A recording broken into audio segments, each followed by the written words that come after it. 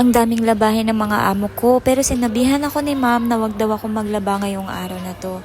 A day in my life here in Hong Kong. Kadadating lang ng amo kong lalaki at ng aking alaga galing sa Japan. Day off ko kahapon, kaya hindi ko naasikaso yung mga gamit ng mga amo ko. Pagkagising ko nga kaninang umaga ay nakita ko na sobrang dami ng labahin nila. Pero inawat ako ng amo kong babae na wag maglaba muna ngayong araw na to. Dahil nga andito ng mga amo ko, kailangan ko ulit mag-prepare ng maaga para naman sa magiging hapunan nila. So dahil nga may activity ang aking alaga ay balik uli sa normal ang routine ko sa araw-araw. So dahil nga bago umalis ang amo kong lalaki at ang aking alaga ay may naiwang 2 cabbage sa fridge namin ay kailangan ko na tong lutuin bago sila bumili ng panibagong pagkain. Natira kasi nila ito bago umalis sila among lalaki at hindi ko naman nailuto dahil nga hindi naman dito kumakain ng dinner si among babae. Isa pang iluluto ko ay magluluto po ako ng beef with onion para din naman sa aking alaga. Na-miss niya raw ang luto ko nito kaya naman ginawan ko ng paraan. So ito pong pork na to ay ginagamit o niluluto ng amo ko pang hotpot. Pero dahil nga kailangan ko magluto ng pork ngayong hapunan, binawasan ko muna ng 1 pack yung pang hotpot ni among babae. Alam niyo na, kailangan natin gawa ng paraan kung wala tayong mailuto sa ngayon. Syempre, bago ko din naman iluto ito ay kailangan mekos-mekos ko muna para may lasa na antimano. At syempre, kailangan ko ding i-steam itong leftover na paborito ng amo kong lalaki na nilagay ko naman sa freezer. No market, no problem. Marami tayong leftover. Kesa magreklamo, gawan mo na lang ng paraan. Mairaos mo lang ang hapunan.